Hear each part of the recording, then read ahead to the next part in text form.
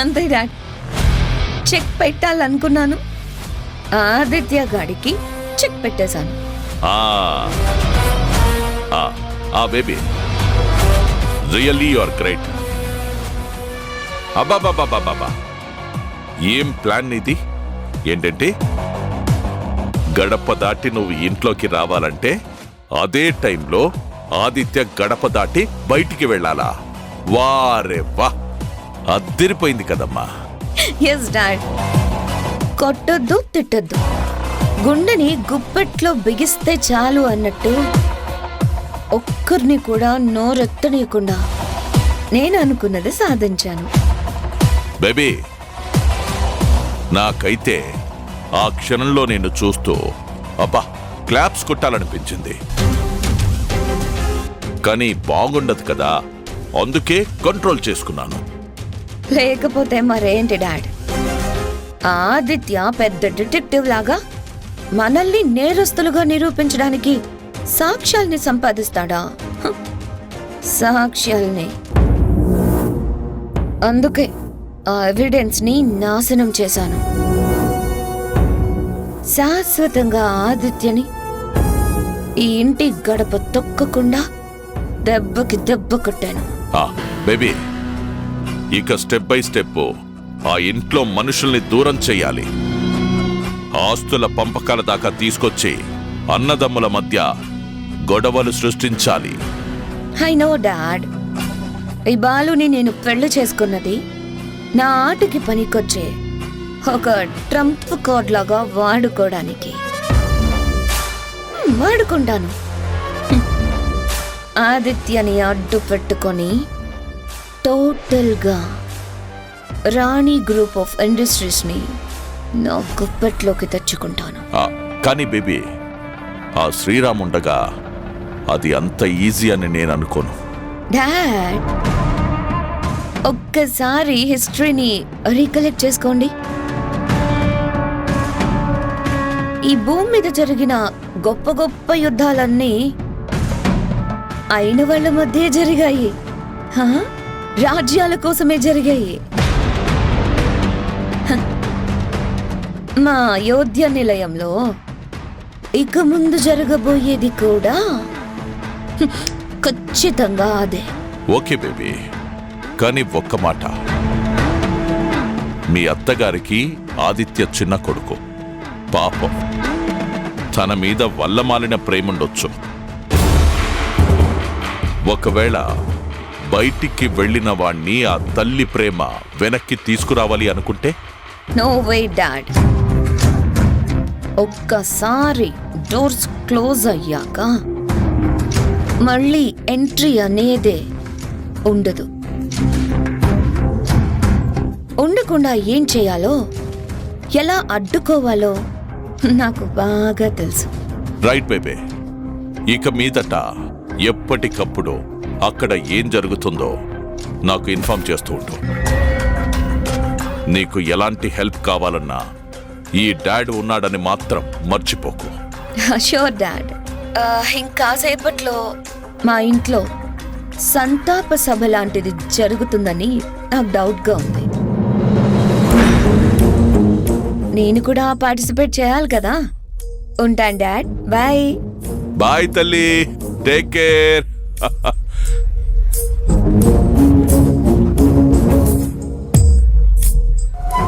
ఈ అయోధ్య నిలయం అంటే ఐక్యమత్యానికి గుర్తు. ఈ ఇంట్లో అందరూ ఎంతో సఖ్యతగా కలిసిమెలిసి ఉంటారని ఈ చుట్టుపక్కల 16 ఊర్లలో మన కుటుంబం గురించి ఎంతో గొప్పగా చెప్పుకుంటారు. అలాంటిది మన ఇంట్లోనే ఎలా జరిగిందంటే నేను తట్టుకోలేకపోతున్నాను.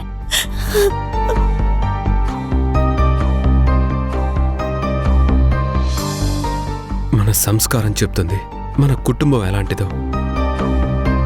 మనం మాట్లాడే మాటలే చెప్తాయి మన స్వభావం ఏంటో. మనం చేసే ఆర్గ్యుమెంట్ చెప్తుంది మనకున్న మెచ్యూరిటీ లెవెల్ ఏంటో.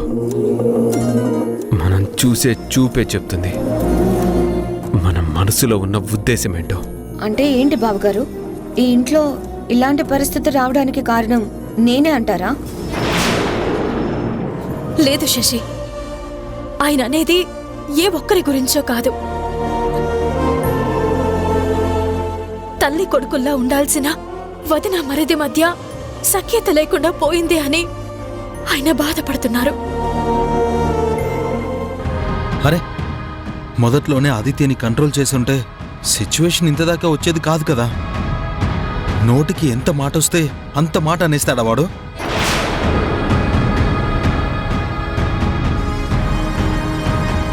బాలు, మీ తమ్ముడి మాటల్ని ఎవరూ సపోర్ట్ చేయడం లేదురా. ఏదో చిన్నతనం, పైగా దుడుకు స్వభావం, వాడంతట వాడే తెలుసుకుంటాళ్లే అనుకుంటే ఇంతలోనే ఈ దారుణం జరిగిపోయింది. మావయ్య గారు, దూకుడుతనం అనేది క్వాలిఫికేషన్ కాదు. ఒళ్ళు తెలియని ఆవేశం అనేది ఒక సర్టిఫికేట్ కాదు. అయ్యో అని జాలి పడిపోవడానికి ఆదిత్య ఏమైనా చిన్నపిల్లాడా?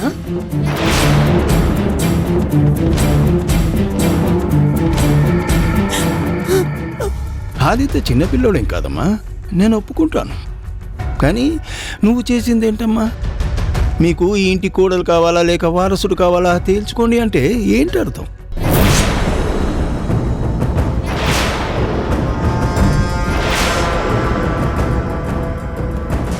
నువ్వు ఈ గడప దాటి లోపలికి రావాలి అంటే ఆదిత్య గడప దాటి బయటికి వెళ్ళాలని మొండిగా మాట్లాడావు. ఇందులో ఏమైనా న్యాయం ఉందా అమ్మా? నువ్వే ఆలోచించమ్మా. అదేంటి తాతయ్య, మీ మనవడి మీద మీకెంత జాలుంటే మాత్రం శశిని ఇలా నిలదీస్తున్నారేంటి? పరిస్థితి ఇంత వరస్ట్గా మారడానికి కారణం ఆదిత్య గాడు కదా.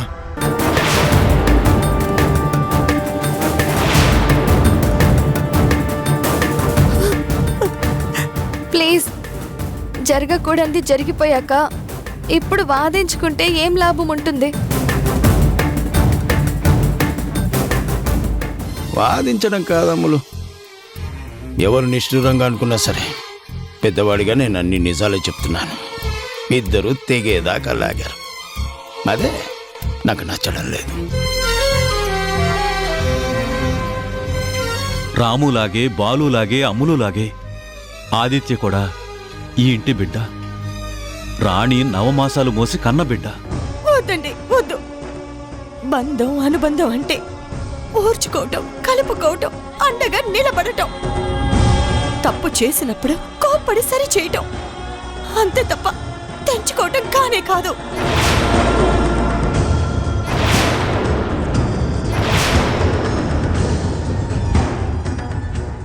ఈ తల్లి గురించి ఒక్కరైనా ఆలోచించుంటే ఇప్పుడు నేను బోరు నేడవలసిన పరిస్థితి వచ్చేదే కాదు.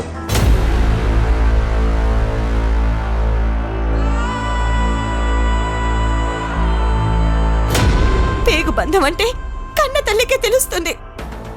బిడ్డ దూరమై గుండె బద్దలైతే ఆ బాధ ఎలా ఉంటుందో కడుపు తీపికే తెలుస్తుందమ్మా, తెలుస్తుంది.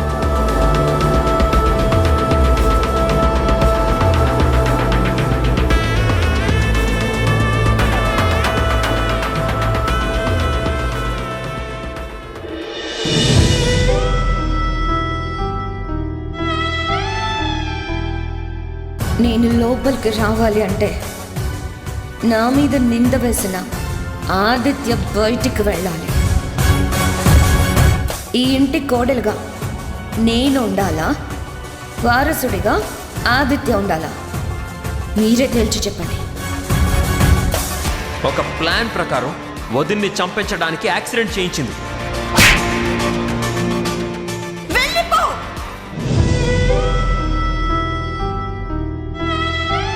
ఫినిష్. అంతా ఆ శశిరేఖ ప్లాన్ ప్రకారమే జరిగింది. ఎంతో తెలివిగా నన్ను అందరి ముందు దోషిగా నిలబెట్టి ఇంట్లో నుంచి బయటికి గెంటించేసింది. తన దారికి నేను అడ్డుగా ఉన్నానని తెలుసుకొని నన్ను ఒక ఆవేశపరుడని ముద్ర వేసి ఇంట్లో వాళ్ళందరినీ నమ్మించేసింది.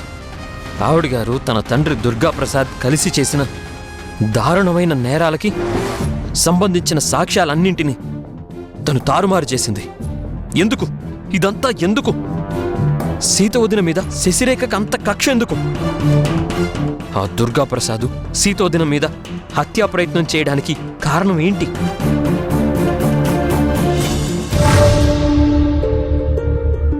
అసలు నాకు ఎంత ఆలోచించినా అర్థం కావట్లేదు.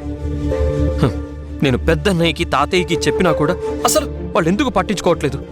ఇప్పుడు నేను ఇంట్లోంచి బయటికి రాక తప్పలేదు.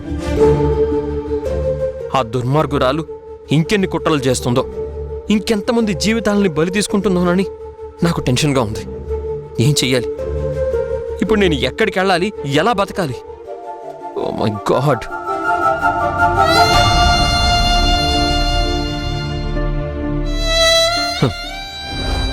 అతను రాణిగారి చిన్నబ్బాయిలా ఉన్నాడే. గుడి మూసే టైం అవుతున్నా అలా దిగులుగా నీరసంగా ఒంటరిగా ఉన్నాడేంటి?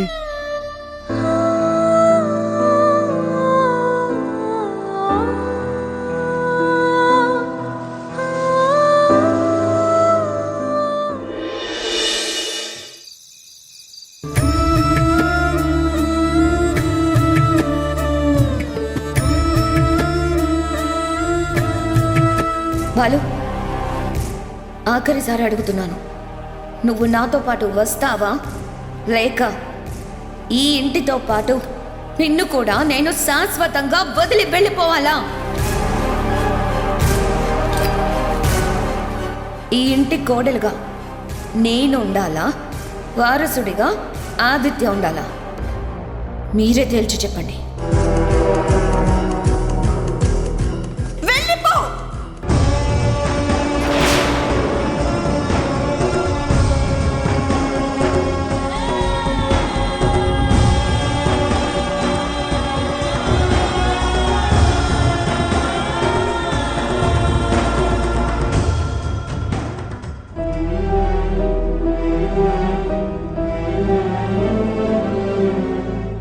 రాణి, కన్న కొడుకుని ఇంట్లోంచి వెళ్ళిపోమ్మని ఇప్పుడు ఒంటరిగా కూర్చుని బాధపడుతున్నావా? ఒక తల్లిగా నువ్వు అంత మాట అంటావని నేనస్సలు అనుకోలేదు. పాపిష్టి దాన్నండి, అంత మాటని నా నోటితో ఎలా అనగలిగానో నాకే అర్థం కావడం లేదు. అంత అంత పీడకలలాగే ఉంది. నేనేనా అలా చేసిందనిపిస్తోంది. తొందరపడ్డావు, చాలా తొందరపడ్డావు రాణి. కన్న కొడుకుని తెగతెంపులు చేసుకున్నట్టు ఇంట్లోంచి వెళ్ళిపో అంటే ఆ బంధం తెంచుకుంటే తెగిపోతుందా?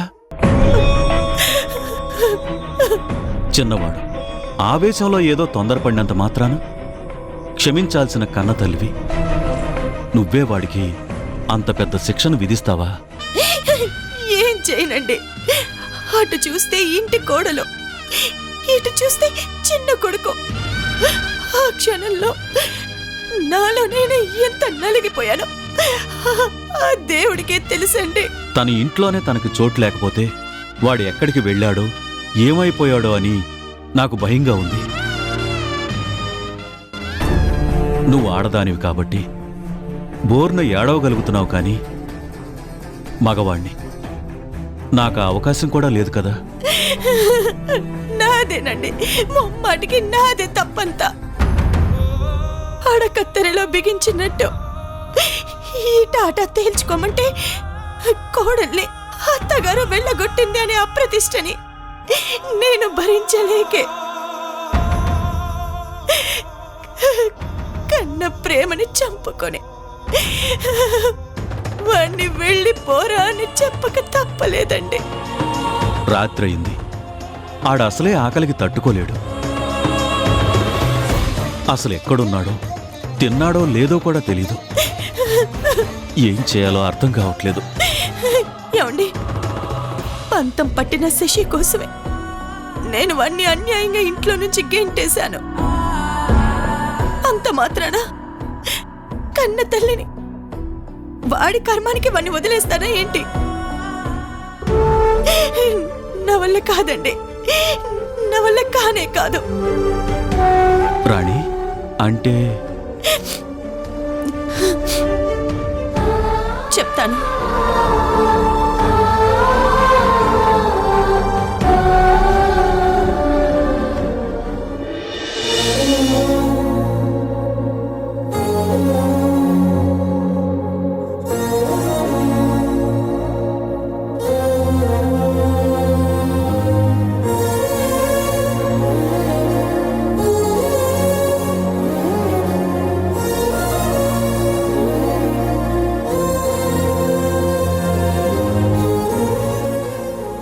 రాణి, క్యారేజ్ నువ్వు తీసుకుని ఈ టైంలో ఎక్కడికి? నా కొడుక్కి కడుపు నిండా భోజనం పెట్టడానికి వెళ్తున్నాను. నీకేమైనా పిచ్చి పట్టిందా? అసలు వాడు ఎక్కడున్నాడో తెలియకుండా. తెలుస్తుంది. నా బిడ్డ ఎక్కడున్నాడో నా కడుపు తీపే నాకు తెలిసేలా చేస్తుంది. రాణి, నేను కూడా నీతో పాటు వస్తాను. వద్దండి, వద్దు. పాపం చేసింది నేను. నా పాపానికి తగిన ప్రాయశ్చిత్తం చేసుకోవాల్సింది కూడా నేనే. నేనొక్కదాన్నే వెళ్తాను. రాణి,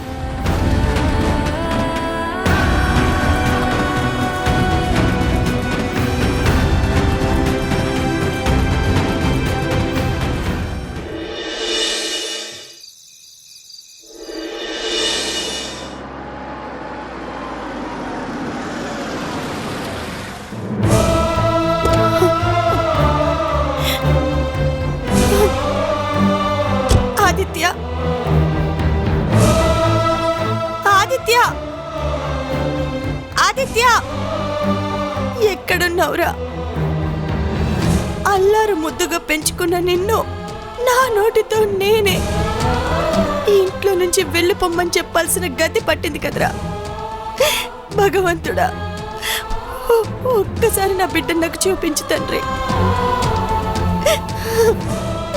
ఆదిత్య,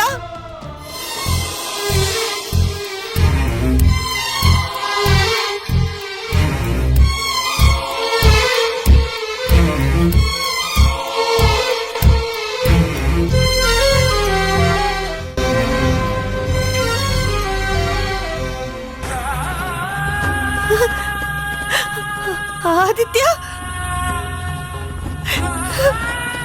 ఆదిత్య,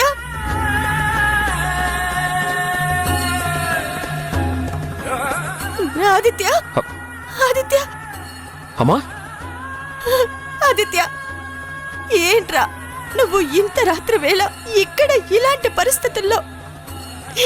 ఎందుకురా, ఎందుకు ఇలా చేసావు చెప్పు. ఎందుకంటే ఏం చెప్పనమ్మా. తప్పు చేసింది ఒకరైతే శిక్ష అనుభవించేది మరొకరు. ఇదిగో ఈ ఆవేశంతోనే శశి మీద నిందలు వేశావు. కన్న తల్లిని, నీ మీద నాకు కొండంత ప్రేమున్నా నా చేతుల్ని కట్టేశావు.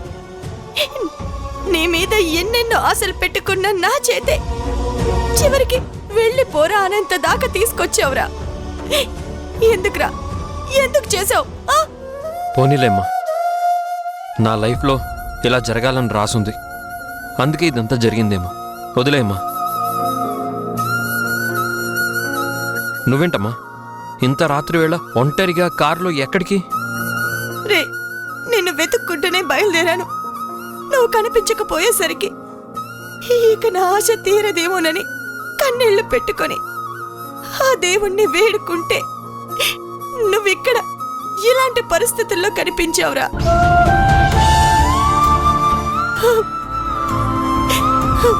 ఒక్క పూటలోని నీ మొహం ఎలా అయిపోయిందిరా? అసలు నువ్వేమైనా తిన్నావా నాన్న? కట్టుబట్టలతో వచ్చేసాను కదమ్మా. ఆకలితో నీరసంతో కళ్ళు తిరుగుతుంటే ఇదిగో ఇక్కడ ఇలా ఉన్నానమ్మా. నా తండ్రి, నువ్వు అలా అనకురా. ఈ అమ్మ గుండె తట్టుకోలేదు. నేను నీకోసమే భోజనం తీసుకొచ్చాను నాన్న. నా చేత్తో తినిపిస్తాను. కూర్చోరా, కూర్చోనన్నా. పెదవే పలికిన మాటల్లోనే తీయని మాటే అమ్మా, కదిలే దేవత అమ్మా, కంటికి వెలుగమ్మా. పెదవే పలికిన మాటల్లోనే తీయని మాటే అమ్మా, కదిలే దేవత అమ్మా, కంటికి వెలుగమ్మా. తనలో మమతే కలిపి పెడుతుంది ముద్దగా, తనలాలి పాటలోని సరిగమ పంచుతుంది ప్రేమ మధురిమ. పెదవే పలికిన మాటల్లోనే తీయని మాటే అమ్మా, తిను నాన్న. దేవత అమ్మా, కంటికి వెలుగమ్మా. పెదవే పలికిన మాటల్లోనే తీయని మాటే అమ్మా, కదిలే దేవత అమ్మా, కంటికి వెలుగమ్మా. తనలో మమతే కలిపి పెడుతుంది ముద్దగా, తన లాలి పాటలోని సరిగమ పంచుతుంది ప్రేమ మధురిమ. ఆదిత్య ఆదిత్య ఆదిత్య ఆదిత్య ఆదిత్య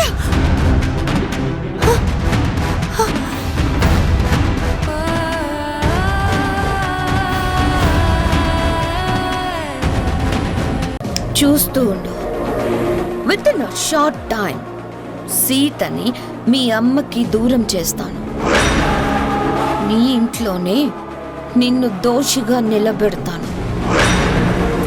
ఏ అయోధ్య నిలయానికైతే నువ్వు రక్షకుడివి అనుకుంటున్నావో అక్కడే నీకు నీ పెళ్ళానికి చోటు లేకుండా చేసి నేను చేసిన ఛాలెంజ్లో గెలుస్తాను.